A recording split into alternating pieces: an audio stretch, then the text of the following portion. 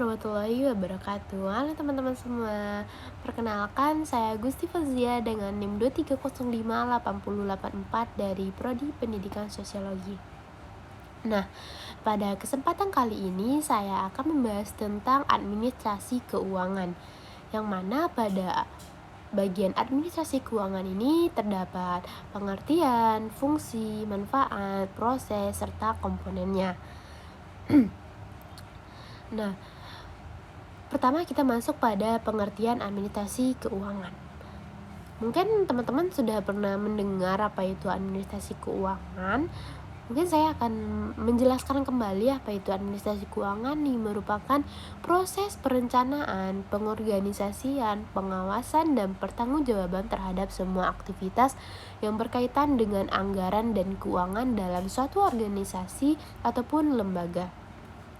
Nah, yang mana pada administrasi keuangan ini bertujuan untuk memastikan bahwa sumber daya keuangan dapat dikelola secara efisien, akuntabel, dan transparan agar mencapai tujuan yang telah ditetapkan.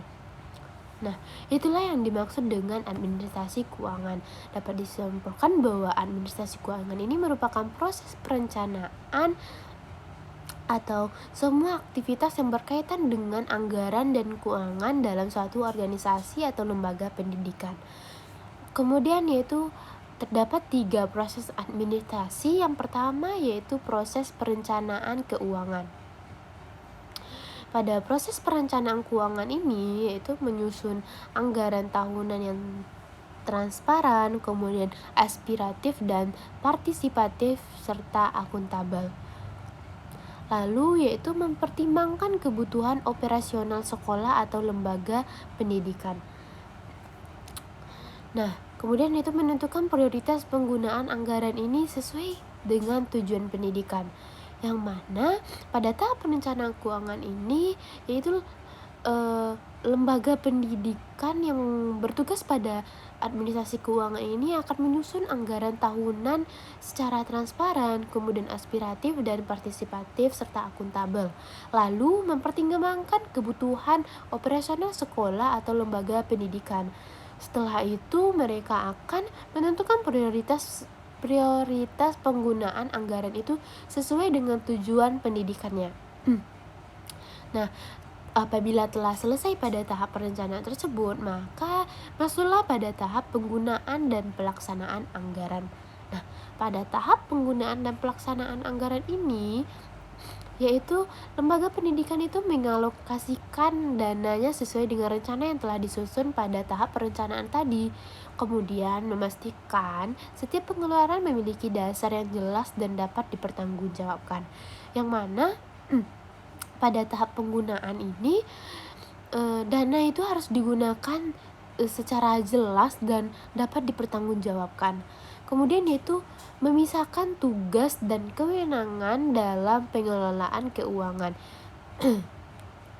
Nah, setelah masuk pada penggunaan dan pelaksanaan anggaran tersebut, masuklah pada tahap pertanggungjawaban dan pengawasan keuangan.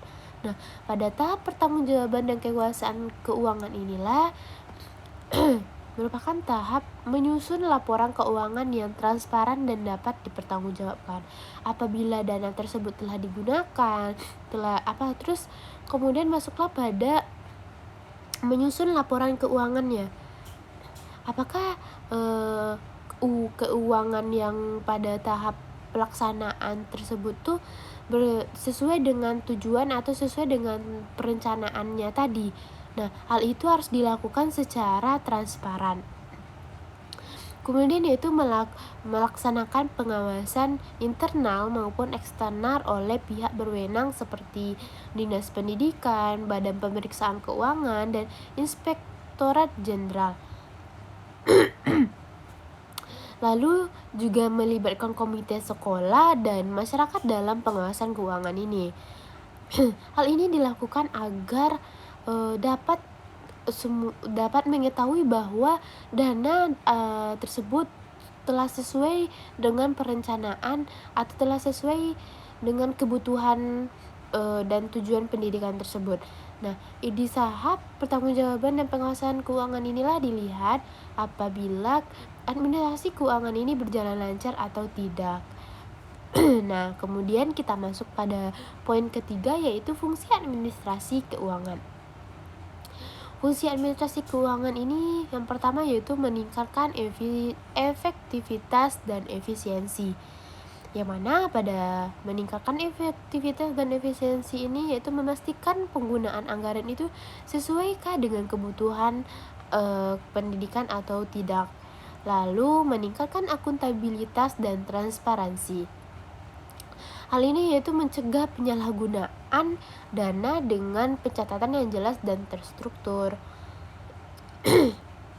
Lalu yaitu mencegah penyalahgunaan anggaran. Nah, pada hal ini yaitu dengan adanya kontrol dan pengawasan, potensi korupsi atau penyelewengan dapat minimalisir. Nah, itulah fungsi dari administrasi keuangan itu, yaitu dapat meningkatkan efektivitas dan efisiensi.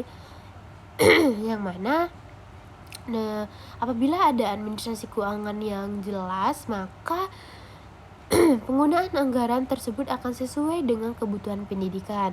Lalu yang kedua yaitu meningkatkan akuntabilitas dan transparansi. Hal ini akan mencegah penyalahgunaan dana dan kemudian yaitu adanya kontrol dan pengawasan yang akan mengurangi potensi korupsi atau penyelewengan dana. Nah, kemudian yaitu kita masuk pada manfaat administrasi keuangan. Nah, manfaat administrasi keuangan ini yaitu memastikan penggunaan dana itu secara tepat guna dan tepat sasaran. Lalu memudahkan pengelolaan dan pengawasan anggaran serta menjaga kredibilitas lembaga pendidikan dalam pengelolaan dana publik, lalu meningkatkan kepercayaan masyarakat terhadap transparansi pengelolaan keuangan sekolah ataupun perguruan tinggi ini.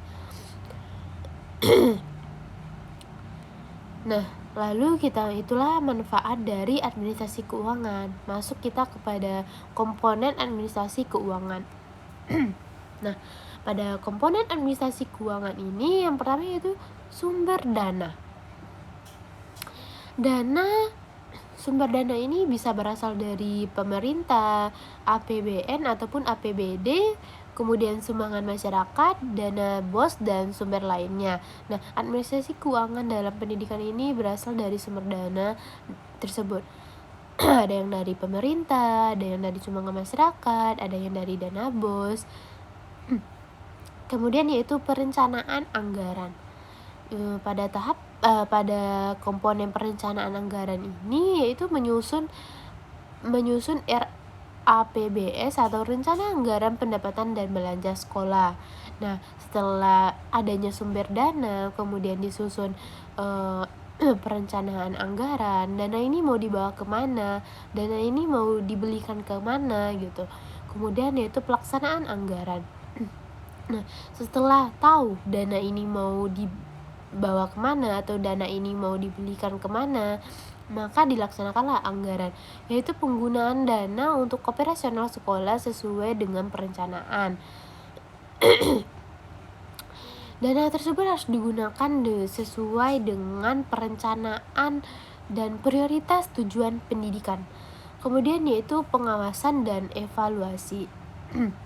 Nah, pada tahap pengawasan dan evaluasi ini, pada komponen ini,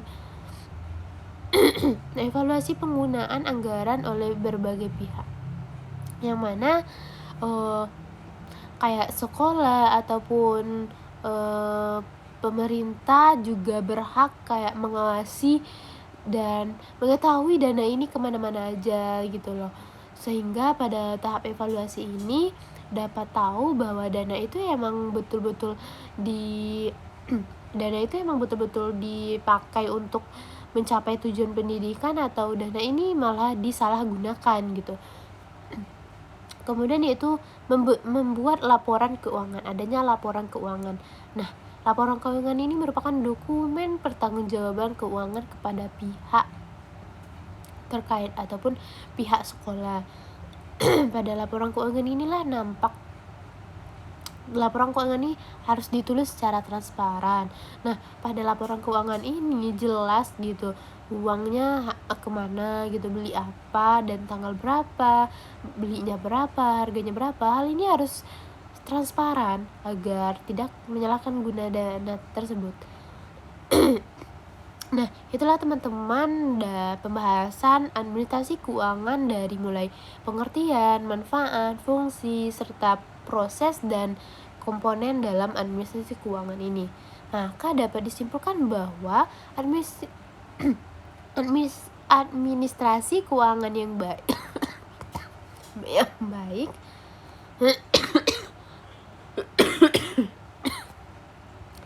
Administrasi keuangan yang baik dalam lembaga pendidikan sangat penting untuk memastikan dana digunakan dengan efektif dan efisien.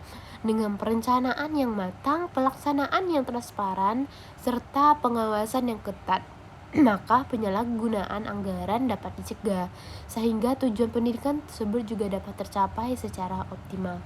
Nah, itu saja teman-teman yang dapat saya jelaskan pada kesempatan kali ini. Saya berharap teman-teman dapat memahami apa yang telah saya sampaikan. Kemudian terlebih dan terkurangnya saya mohon maaf. Assalamualaikum warahmatullahi wabarakatuh. See you.